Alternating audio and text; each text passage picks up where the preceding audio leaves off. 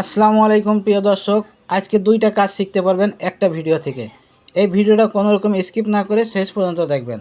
আমার কাছে একটা ইনফ্রারেড কুকার আছে রিপেয়ারের জন্য। কাস্টমার জানিয়েছেন এই ইনফ্রারেড কুকারের প্রবলেমটা কি। ইনফ্রারেড কুকারটি অন করলে E3 দেখায় এবং কুকারে হাত দিলে শর্ট করে। এখানে দেখেন ক্যামের একটি ইনফ্রারেড কুকার আমার কাছে রিপেয়ারের জন্য আসছে।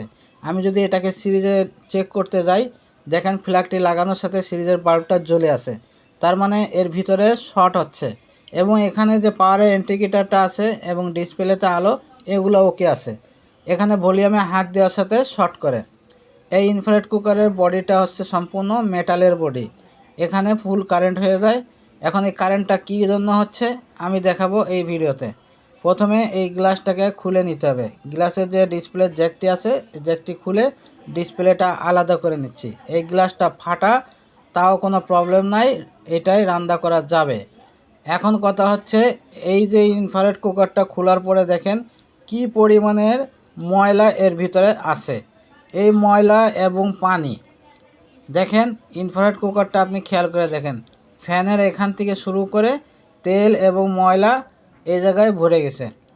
এবং এই যে কয়েল আছে, কয়েলের 3টা স্প্রিং থাকার কথা, স্প্রিং দেখেন 2টা আছে দুই পাশে, এই একটা আর এই একটা, আর এখানে কিন্তু স্প্রিং নাই, যার কারণে কয়েলটি এক সাইডে কাইট হয়ে থাকে। এবং চুলাটা দেখেন তেল তেলে অবস্থায়, ভিজা অবস্থায় আছে। এরকম ভিজা অবস্থায় থাকলে বডি হবে, এটাই স্বাভাবিক। তো এই বডিটা কীভাবে ঠিক করবেন সেটা হচ্ছে খুব সহজ ব্যাপার। এই ইনফ্রারেড কুকারের সার্কিটগুলো খুলে নেবেন, নিয়ে সুন্দর করে পরিষ্কার করবেন এবং বডিটাকে ওয়াশ করবেন, বডিটা পরিষ্কার করবেন, রোদে শুকাবেন, তাহলে আর বডি হওয়ার সম্ভাবনা নাই। কিন্তু চুলাটা অন করার পরে E3 দেখায়, হিট হয় না। এটা আপনি কীভাবে রিপেয়ার করবেন এইটা আমি দেখাবো এই ভিডিওতে। এই সার্কিটের তলে এবং উপরে কত ময়লা জমে আছে দেখতেই পাচ্ছেন। এই সম্পূর্ণ ময়লাগুলো সার্কিট থেকে রিমুভ করতে হবে।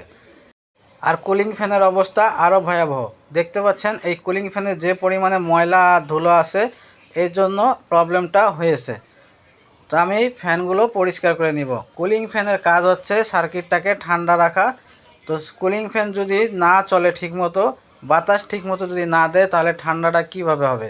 কুলিং ফ্যানের বাতাসটা যেখান থেকে ঢুকবে, এই ছিদ্রগুলো দেখেন ময়লা আর ধুলোয় কিন্তু বন্ধ হয়ে গেছে। ছিদ্র থেকে বাতাসগুলো সঠিকভাবে ভিতরে ঢুকে না, যার কারণে সার্কিটটা অতিরিক্ত গরম হয়ে প্রবলেমগুলো হয়।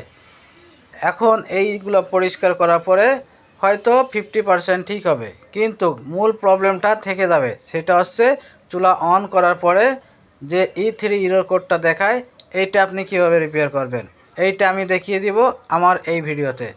আমাদের চ্যানেলে সবসময় শিক্ষণীয় ভিডিও দেওয়া হয়, তাই চ্যানেলটি সাবস্ক্রাইব করে রাখুন, কাজে আসবে। দেখেন এই সার্কিটের যে কানেকশানগুলো ছিল, এই কানেকশানগুলো আমি ডিসকানেক্ট করে দিয়েছি। এখন আমি দেখব এই কানেকশান অথবা এই সার্কিটে কোনো প্রবলেম আছে কিনা। ইনফ্রারেড কুকারের যে কয়েলটা থাকে, এই কয়েলের নিচে যে সেন্সরটি লাগানো থাকে, সেন্সরের জায়গাটি মরিচা পড়ে নষ্ট হয়ে গেছে। এখন আপনারা কিভাবে এই সেন্সরটি সেট করবেন এইটাও দেখতে পারবেন এই ভিডিওতে। দেখেন প্রথমে আমি সার্কিটগুলো সুন্দর করে পরিষ্কার করে নিয়েছি। এখন এই সার্কিটগুলো কত সুন্দর দেখা যাচ্ছে। এই সার্কিটের নিচে এবং উপরে দুই পাশে পরিষ্কার করে নিয়েছি। এখানে যে কানেক্টারগুলো ছিল, এই কানেক্টারগুলো কিন্তু খুলে গেছে। দেখেন এই যে কয়েলের কানেক্টার এবং এসি কোডের কানেক্টার, এই কানেক্টারগুলো এইভাবে লাগিয়ে সুন্দর করে সোল্ডারিং করে দিব। আমাদের এখানে ইন্ডাকশান কুকার, ইনফ্রারেড কুকার রিপেয়ারিংয়ের কোর্স করানো হয়। যারা ইন্ডাকশান কুকারের কাজ শিখতে চান আমাদের সাথে যোগাযোগ করতে পারেন। দেখতে পাচ্ছেন এই ইনফ্রারেড কুকারের বডিটাও পরিষ্কার করে নিয়েছি। এইভাবে আপনারা সুন্দর করে পরিষ্কার করে কাজ করবেন, কারণ কাস্টমার কখনো এগুলো পরিষ্কার করতে পারে না। যখন রিপেয়ারের জন্য আসবে আপনার কাছে, আপনার কাজ হচ্ছে এগুলোকে সুন্দর করে পরিষ্কার করে দেওয়া। এখানে একটি স্প্রিং কম ছিল, আমি কিন্তু একটি স্প্রিং দিয়ে দিয়েছি। এখানে 3টা স্প্রিং দেখেন, এই একটা, এই একটা আর এই একটা, 3টা স্প্রিং এখন সমান তালে কয়েলটা বসানো যাবে। আগে একটি স্প্রিং কম থাকার কারণে কয়েলটি এক সাইডে কাইট হয়েছিল, যার কারণে ওভারহিট হয়ে দেখেন এখানে সেন্সরের জায়গাটাও ভেঙে গেছে। আর এই যে পুরাতন যে সেন্সর ছিল, এই সেন্সরটি আমি চেক করে দেখেছি, এই সেন্সরটি নষ্ট, তাই আমি এখানে নতুন একটি সেন্সর লাগিয়ে দিচ্ছি। আরেকটি কথা, এই ইনফ্রারেড কুকারের সেন্সরের জায়গা যদি ভেঙে যায়, তো এখানে একটু ছিদ্র করে নেবেন। আমি যেভাবে ছিদ্র করে নিয়েছি ড্রিল মেশিন দিয়ে, তারপরে একটি স্ক্রু এরকম তামার তার দিয়ে হোক আর গুনো তার দিয়ে হোক বেঁধে এরকম সেন্সারটি আটকিয়ে দিবেন। আমি যেভাবে কাজটি করতেছি সেম এইভাবে কাজগুলো করবেন, নো টেনশন, কোনো সমস্যা হবে না ইনশাল্লাহ। এইভাবে সুন্দর করে সেন্সারটাকে বেঁধে দিবেন, তাহলে এই সেন্সারটি নিচের দিকে খুলে পড়বে না।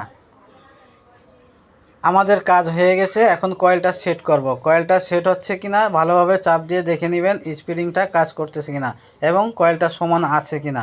এগুলো দেখার পরে আমি এই কানেকশানগুলো করে দিচ্ছি। মনে রাখবেন, এসি কানেকশানের যে কট আছে ওই এসি কটের জায়গায় এসি কট লাগাবেন এবং কয়েলের যে কানেকশানগুলো করা থাকে সেখানে কয়েলের কানেকশানটা লাগিয়ে দিবেন। এসি কটের জায়গায় যদি কয়েল আর কয়েলের জায়গায় যদি এসি কট লাগিয়ে দেন আর চুলা অন করার সাথে কিন্তু সার্কিটটি পুড়ে যেতে পারে, অথবা সার্কিটে লাগানো যে ট্র্যাক থাকে ট্র্যাকটি শর্ট হয়ে যাবে।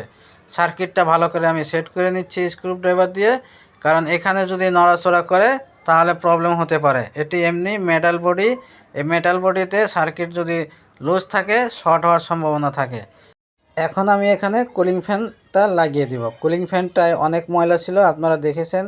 এই ময়লাগুলো পরিষ্কার করে দেওয়ার পরে ফ্যানটা এখন কত সুন্দর দেখা যাচ্ছে। কাস্টমার জানিয়েছিল চুলাটা অন করলে E3 দেখায়, চুলা হিট হয় না। এই E3 দেখানোর মূল কারণ হচ্ছে এই ইনফ্রারেড কুকারের সেন্সার। আমি এখানে পুরনো সেন্সারটা বাদ দিয়ে দিছি, নতুন সেন্সার একটি লাগিয়ে দিয়েছি, তা আপনারা দেখেছেন। দেখেন, এটি হচ্ছে পুরাতন সেন্সার। এখন আমি নতুন সেন্সারের কানেকশানটা সার্কিটের সাথে করে দিচ্ছি। তারপরে কুলিং ফ্যানের জ্যাকটা আমি লাগিয়ে দিব। কাজটা আমাদের শেষ হয়ে গেছে প্রায়, এখন শুধু হচ্ছে চেক করা বাকি। তো আমি উপরে যে কন্ট্রোলিং সার্কিটটা আছে, দেখেন এই কন্ট্রোলিং সার্কিটটা অনেক ময়লা ছিল, যেগুলো পরিষ্কার করে ওয়াশ করে আমি এখানে লাগিয়ে দিচ্ছি। এই কন্ট্রোলিং সার্কিটটা লাগানো হয়ে গেছে, এখন আমি চুলাটা অন করব। দেখেন ফ্যানটা ঘুরতেছে, অন করার সাথে আমি একটু ওয়াটটি বাড়িয়ে দিচ্ছি। এখনই দেখবেন কয়েলটি একেবারে লাল হয়ে যাবে। এখানে আমি পুরোপুরি 2000 ওয়াট দিয়ে দিয়েছি। দেখতে পাচ্ছেন কয়েলটা হিট হচ্ছে, কোনো E3 ইরর কোড নাই। সেন্সার কিভাবে লাগাবেন, সেন্সারের জায়গায় ভেঙে গেলে এবং E3 আসে একমাত্র সেন্সারের কারণে এইসব ইনফ্রারেড কুকারে। সেই ইনফ্রারেড কুকারে E3 প্রবলেমটি রিপেয়ার করবেন সেন্সারটি চেঞ্জ করে। এই ইনফ্রারেড কুকারে আরও একটি প্রবলেম ছিল, এই ভলিউমটি ঘোরাতে গেলে শর্ট করত। এখন আমরা এই বডিটা লাগাবো, লাগিয়ে আমরা হাত দিয়ে চেক করে দেখব যে আগে যে কারেন্টে শর্ট করতো সেই প্রবলেমটা আছে নাকি গেছে। আমার এই ভিডিও যারা ইউটিউবে দেখতেছেন চ্যানেলটি সাবস্ক্রাইব করে রাখবেন, লাইক করে শেয়ার করে দিবেন। আর যারা ফেসবুকে ভিডিওটা দেখতেছেন আমাদের ফেসবুক পেজটাকে ফলো করে রাখবেন। দেখেন এখন আমি হাত দিয়ে চুলাটা অন করতেছি, চুলা অন হয়েছে, ভলিউমটা আমি বাড়িয়ে দিচ্ছি হাত দিয়ে। এখন আর কোনো শর্ট করতেছে না। 2000 ওয়াটে এবং 1700, 1600, 1200, 1000 সব কিছু করা যাচ্ছে, কোনো শর্টের প্রবলেম নাই। তো দেখতে পাচ্ছেন গ্লাসের উপর থেকে দেখা যাচ্ছে যে কয়েলটা লাল হয়ে গেছে। তো প্রিয় বন্ধুরা, এই ছিল আজকের ভিডিওটা ভালো লাগলে ভিডিওতে লাইক দিয়ে শেয়ার করে দিবেন। আল্লাহ হাফেজ।